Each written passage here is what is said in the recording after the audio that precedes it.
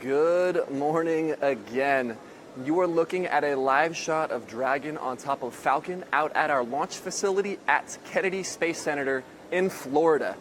Now we're just 20 minutes away from the live launch of CRS-10 to the International Space Station for our attempt number 2. So welcome and thanks for joining us. My name is Brian, back here again at the headquarters. Now we had a few minor issues that we worked through yesterday in the launch, but remember, it is always better to attend to everything that you need to for a safe launch, even if it delays a day, than to risk anything the day of. So that's exactly what we've done. Now we, as we said, are honored to have the opportunity to fly out of 39A for the first time as a company today. 39 was home for the Apollo moon missions, where man stepped foot on top of the moon for the first time, having launched from pad 39A. It then became the home for the space shuttle missions, where again, we launched with some of the first pieces that what would become the ISS from this pad. And here we are 30 years later with the same opportunity to again deliver cargo up to the International Space Station. We're also going to be attempting another landing of the first stage back at landing zone 1. It's during the daytime, so we should get some pretty tremendous views with an exciting program ahead. Let's get started. Good morning, this is Tom Prodario from the Avionics Department here at SpaceX, and as you heard, we are launching from historic Pad 39A at Cape Canaveral, Florida.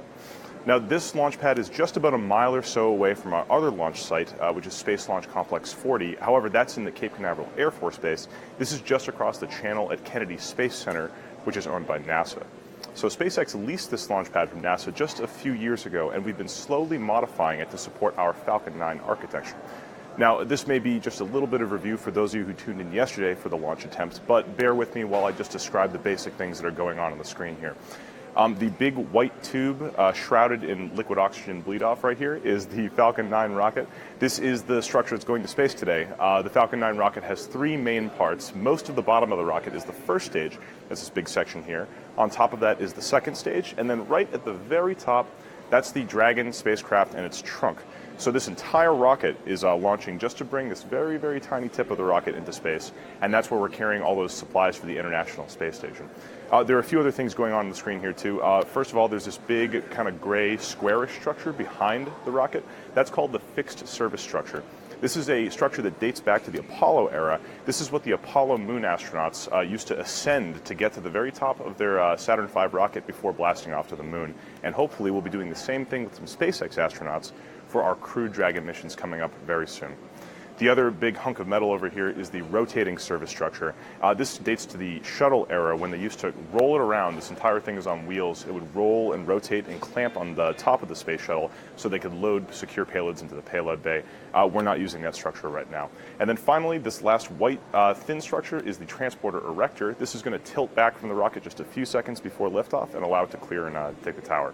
So while we're getting closer to liftoff, follow along with the mission progress bar in the very bottom of the screen and the mission countdown timer in the top right-hand corner.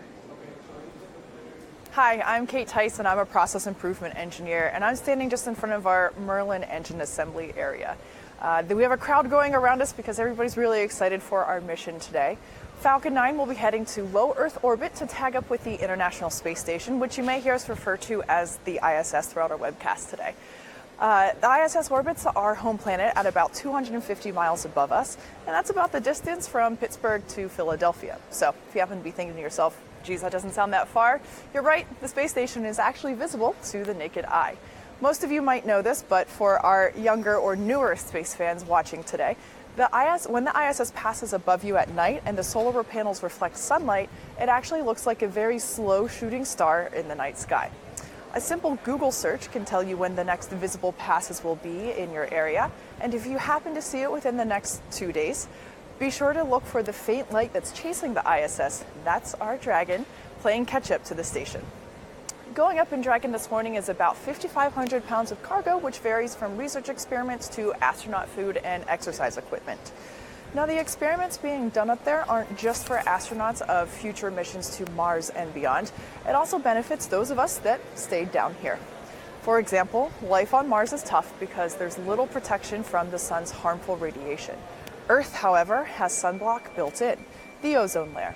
It sits about 10 to 30 miles above the Earth's surface, and it shields all forms of life from solar radiation. The International Space Station has a unique vantage point to our ozone layer. And in fact, if you've seen videos of the ISS coasting over Earth, you've probably caught a glimpse of that unique vantage point. Now, one of the experiments on board Dragon today aims to take advantage of that. It's the Stratospheric Aerosol and Gas Experiment 3 ISS, also known as SAGE-3. And it's an instrument that will be mounted on the exterior of the station to scan the horizon line and collect data about the ozone fluctuations in this protective layer. Good morning, everybody. I'm John Federspiel, a lead mechanical design engineer here at SpaceX, and it truly is an honor again to be here with you to share this inaugural launch from Kennedy Space Center, Pad 39A, for our 10th Commercial Resupply Services mission. Now, if you were tuned in yesterday, you saw that we aborted our mission at the T-minus 13 second mark due to an issue with our second stage TVC actuators, TVC being thrust vector control. What these actuators actually do is they gimbal the engine on the second stage. The second stage only has one engine, and we use these actuators to point the second stage engine and allow us to do pitch and yaw control. So as you come up, that's what we use to target those precision orbits that we need to attain. Now, we saw an issue with our backup portion of the thrust vector control system. Our primary set of the system was looking okay. However, out of an abundance of caution, we did opt to scrub the launch yesterday to replace the entire thrust vector control actuator. And today we proceeded to go through a bunch of testing this morning.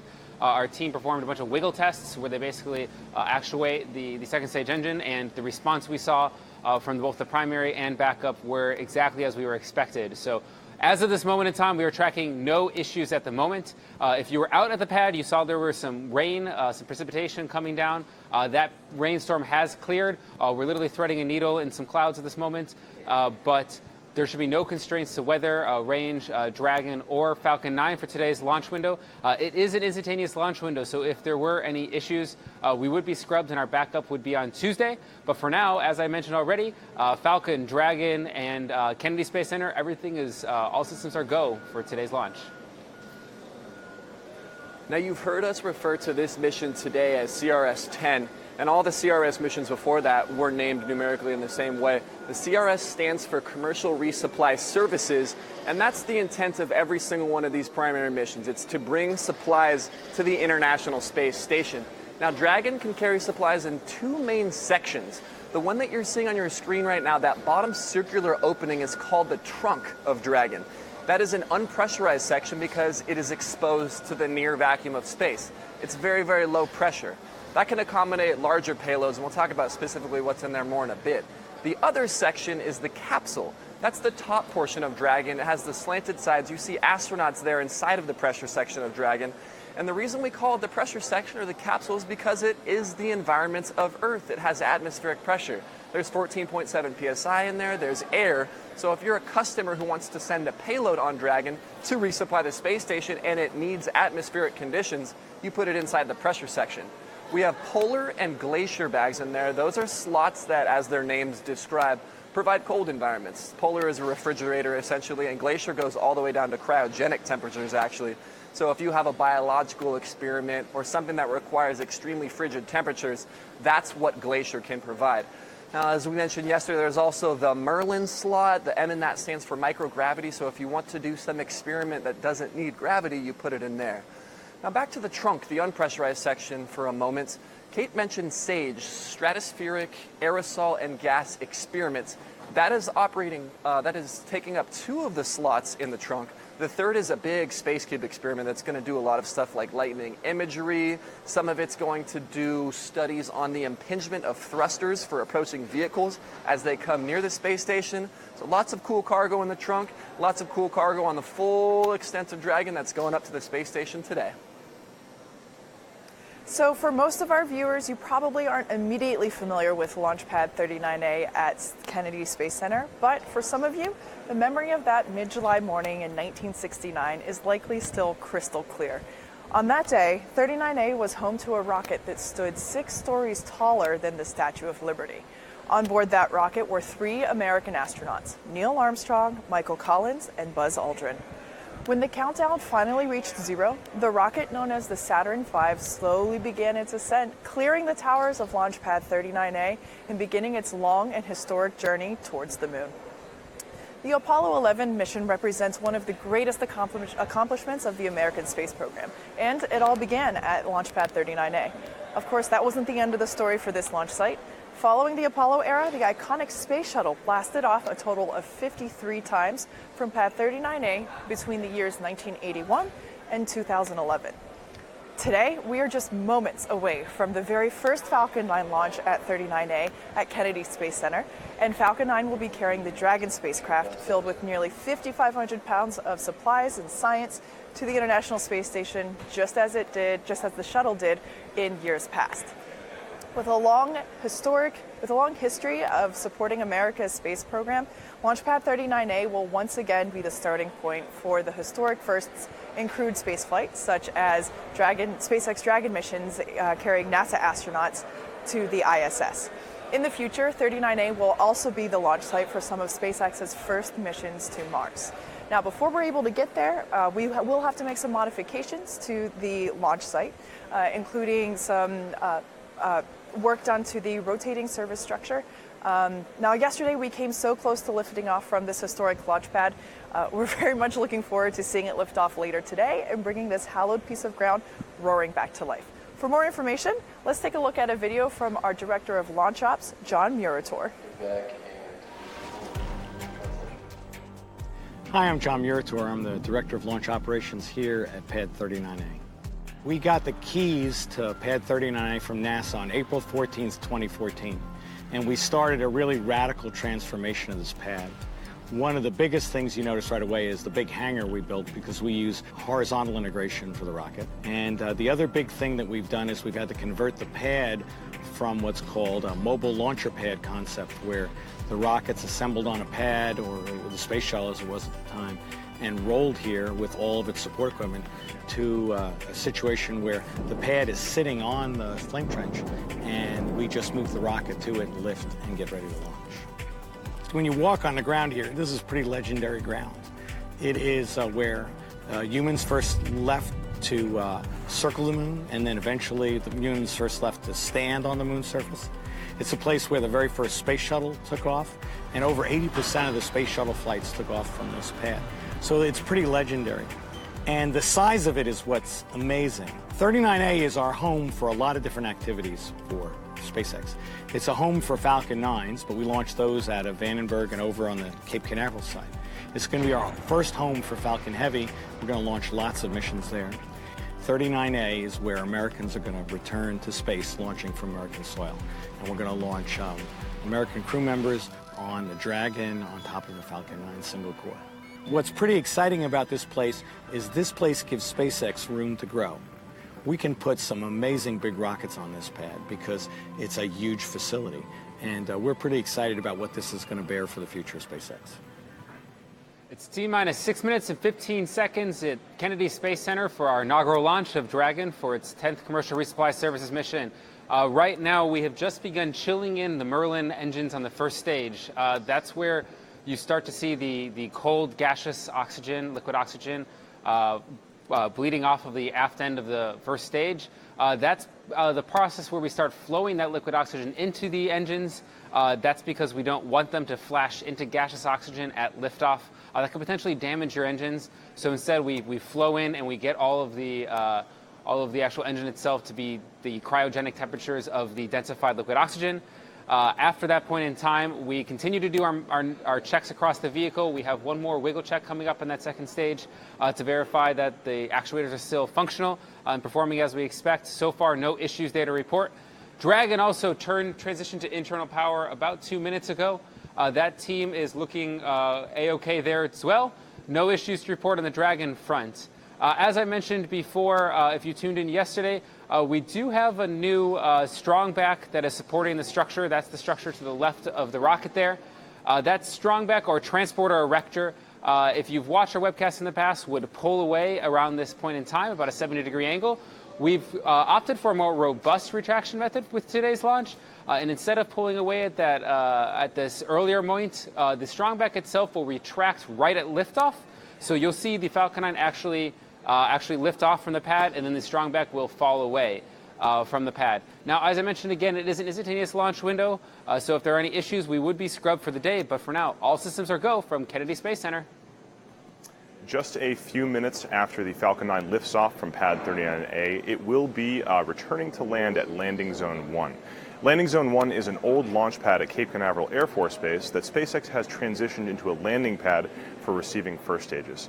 Now, SpaceX has the ability to land on either Landing Zone 1 or our autonomous spaceport drone ship fleet, but there are advantages and disadvantages to each type of landing, and we select the most appropriate one based on the type of mission.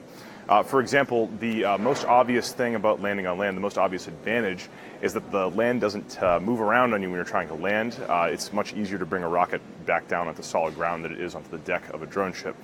We also have better timing constraints for a land landing. We don't have to deploy the drone ship and wait for it to get onto position. And then once the rocket is back, we can just dispatch our crews out to take care of it, safe it, and then refurbish it for rapid reusability, which is our ultimate goal here at SpaceX. However, the autonomous spaceport drone ship also gives us some operational flexibility that's appropriate for certain types of missions. For example, the autonomous spaceport drone ship can catch the rocket as it finishes its parabolic arc out into the ocean. Normally, for a land landing, we'd have to expend a little bit of fuel to burn it back towards the landing pad. This extra saved fuel allows us to tweak the last bit of performance out of the Falcon 9 and gives us just a little bit of an edge. So we're getting real close to liftoff here. We are going to turn over to the pad cameras now, and for the final few minutes coming up to liftoff, we're going to let the Falcon 9 rocket speak for itself.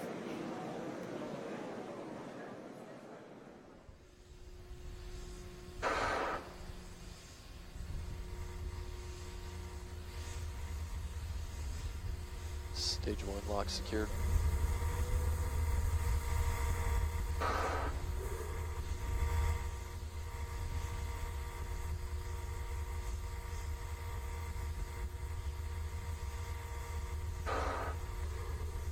In-bag fuel bleed complete, and ignitor bridges are complete. Strong back secure for launch, 88.5 degrees.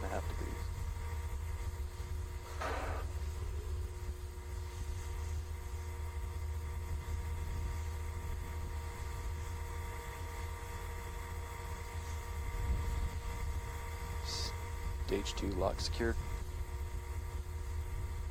T-minus 2 minutes. And Falcon 9 is on internal power.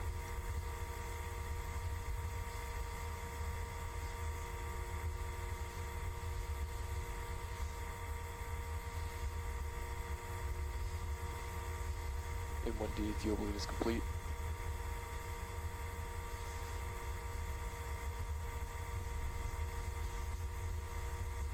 Falcon 9 is in self-align.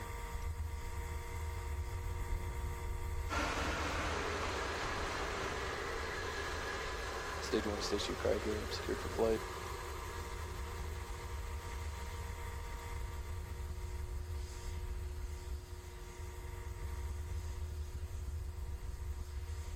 FTS operator, verify AFTS is ready for launch. AFTS is ready for launch. VCDC, verify Falcon 9, Dragon are in startup. Falcon 9's in startup. Dragon is in startup.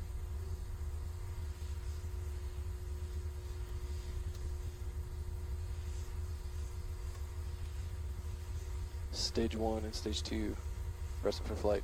LD, verify go for launch. LD verifies go for launch.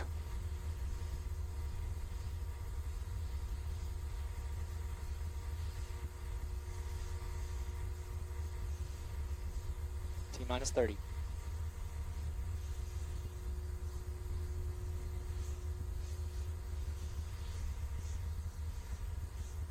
T-minus 20. Falcon 9's configured for flight.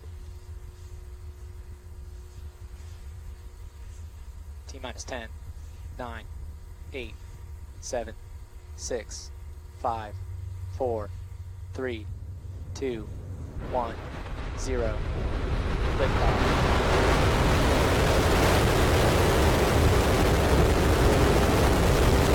Falcon 9 is lifted out. DC move to section. Got operations on Pilot 8.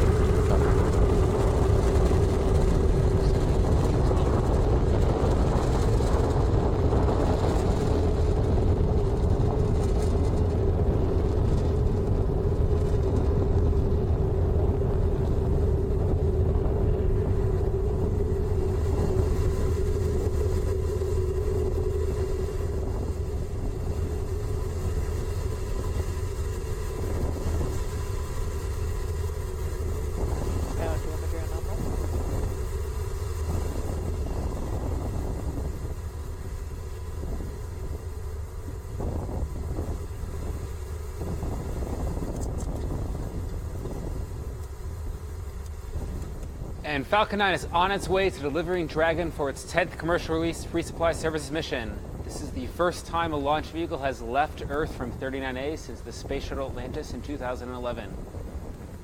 Everything continues to proceed nominally. We are just about to transition through Max Q, maximum aerodynamic pressure. That's right after we pass supersonic. Max Q is one of the highest stress states on the rocket.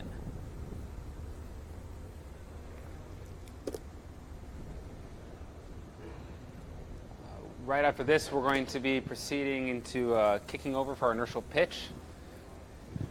That's where Dragon is going to start going on an orbital trajectory.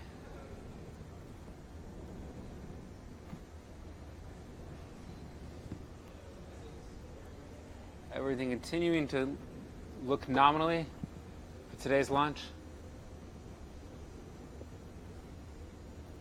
You'll continue to hear the operators call out various power and communication system performance as well as propulsion.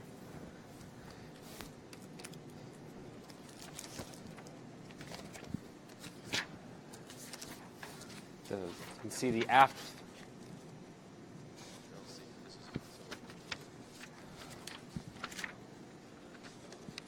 Now what you are seeing is a view from the inside of the second stage.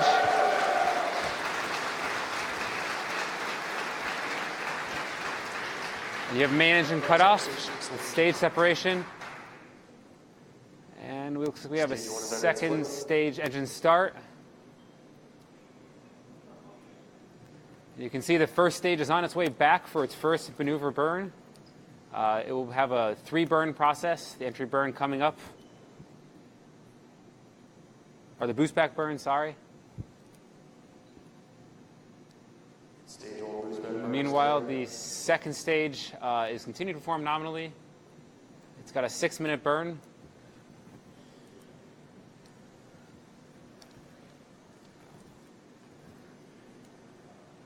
The first stage burn continuing to proceed nominally. This boost back burn will go on for about another 10 seconds.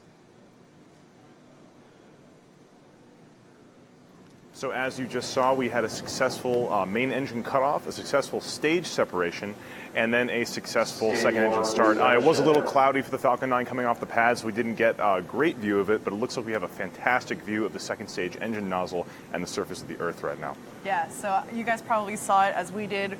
I don't know about you, but I got chills seeing the booster fall away from from the engine and just kind of glide back towards Earth and rotating. Like, great shot.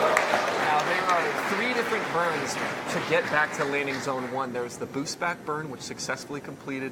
Then there's the re-entry burn, which is to slow us down as we go back through the atmosphere. And then there's the ever-exciting landing burn as we approach landing zone 1. You actually just saw the grid fins on the first stage pop out right there. We use those to dynamically steer the vehicle as it comes back down using air resistance as it passes through supersonic airstreams to get it back towards the landing zone 1 at Cape Canaveral. Yeah, so a lot of really exciting stuff going on right now. We are watching the first stage booster come back down to Earth. It will be going through a series of burns like Brian said, but primary mission is still going well. Dragon on top of second stage making its way to the International Space Station. A quick note about those grid fins. People always ask us, how do they exert such a large force on such a large cylindrical body? And it's the same principle. If you stick your hand outside of a car when you're going 10 miles per hour on neighborhood streets, it doesn't affect you very much. But if you stick your hand outside when you're going 80 miles per hour on the freeway, you can exert a very, very large force upon a large surface simply from the air particles. The grid fins are doing the exact same thing. They're little airplane wings that are steering us back to landing zone 1.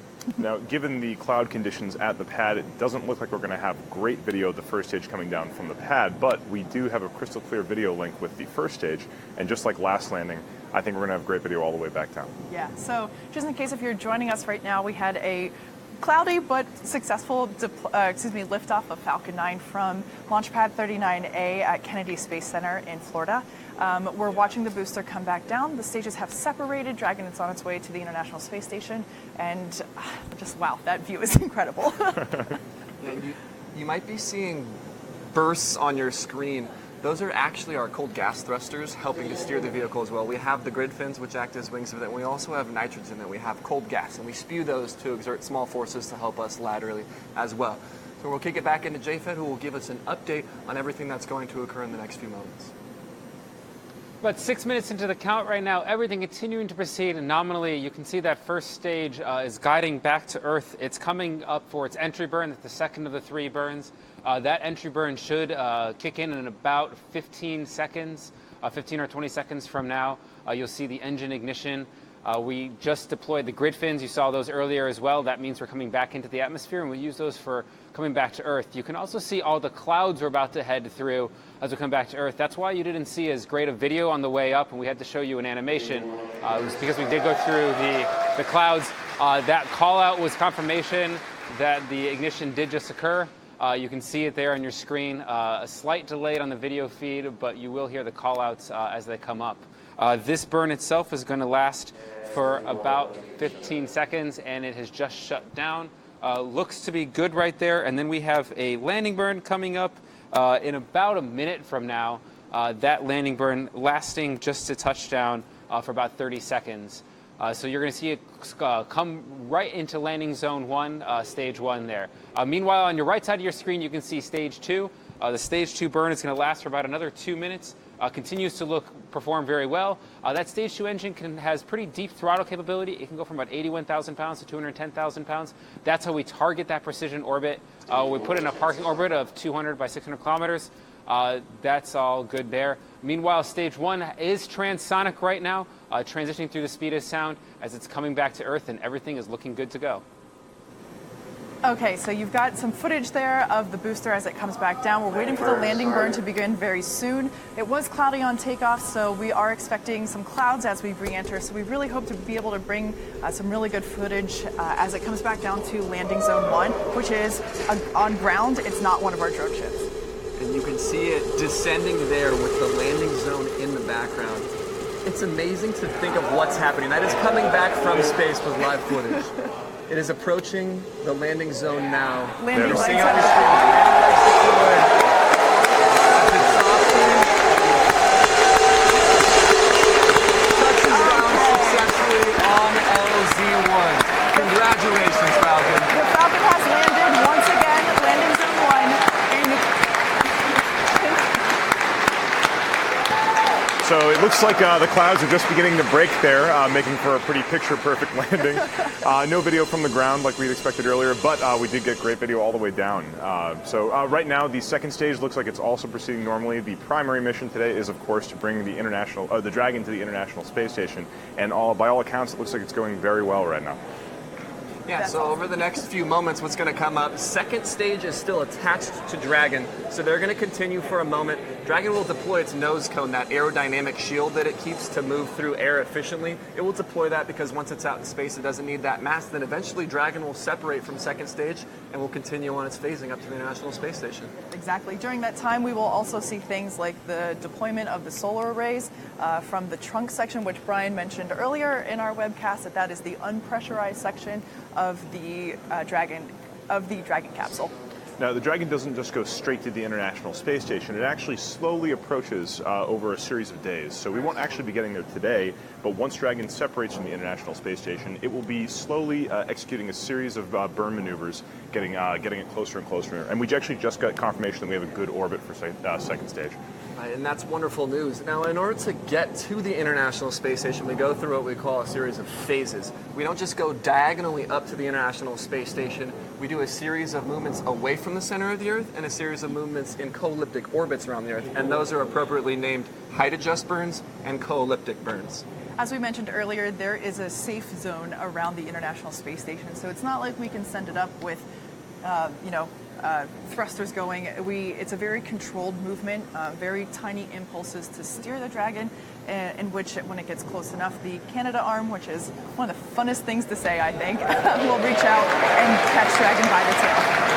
So it looks like we just had a successful deployment of the Dragon. You can see it on the right-hand side of your screen right there. This is a view from the second stage of the rocket looking up towards the Dragon, and you can see it in the trunk there. It looks like we had a successful deploy. That's very good news.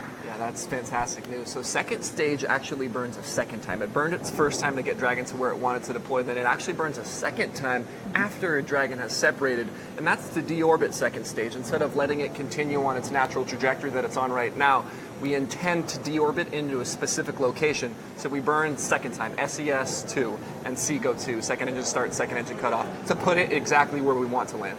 Yeah, so just in case if you've tuned in just recently, we had a great liftoff from launch pad 39A, which of course most of you might recognize as the Apollo 11 and Space Shuttle launch pad.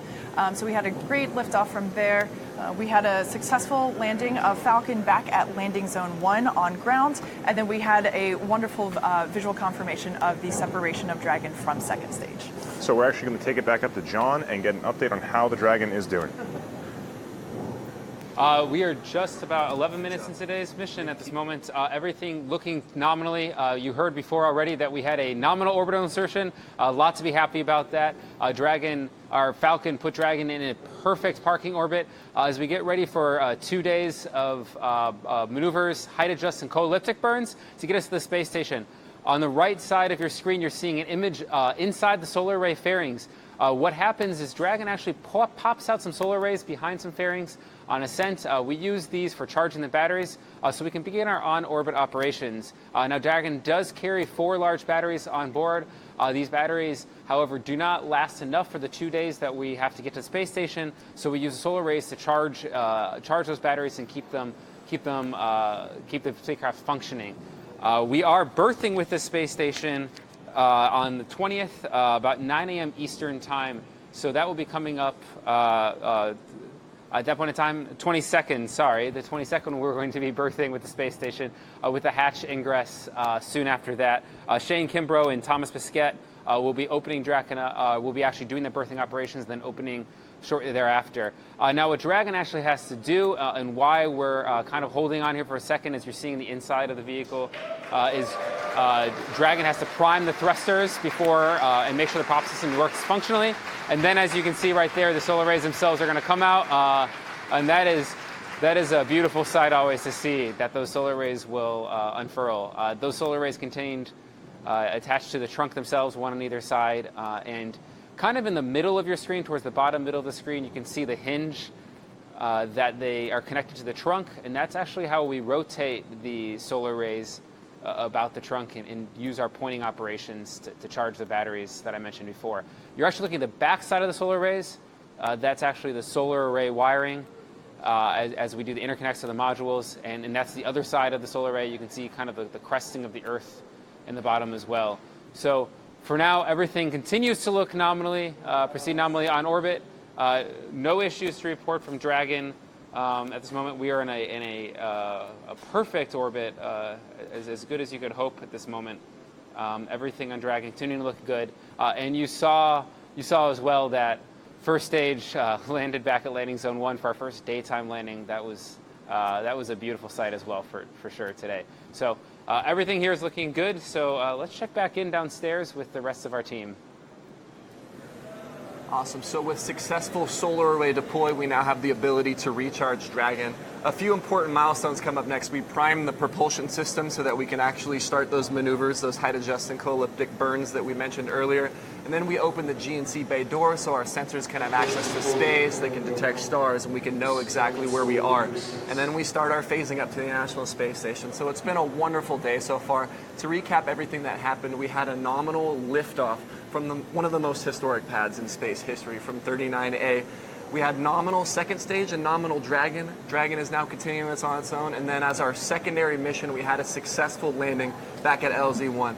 A tremendously humbling opportunity for all of us here at SpaceX to be a part of those hallowed grounds. So with that, we're going to be bringing this webcast to a close. We'd like to thank NASA, our customer, and whom we're bringing supplies to the International Space Station for. We'd like to thank the Range at Kennedy Space Center, and also you, the viewers, for sticking with us 2 early mornings in a row to watch this thing get off.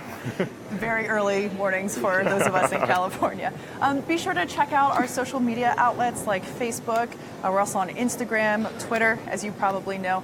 We will be having updates also on SpaceX.com regarding Dragon mission and its progress to the International Space Station over the next 2 days.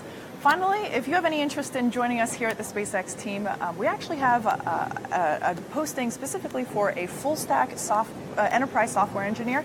And if that sounds of interest to you, text 77453 and text SpaceX to 77453 and get you a link on the way, and hopefully you will join us here at the team. Thank you.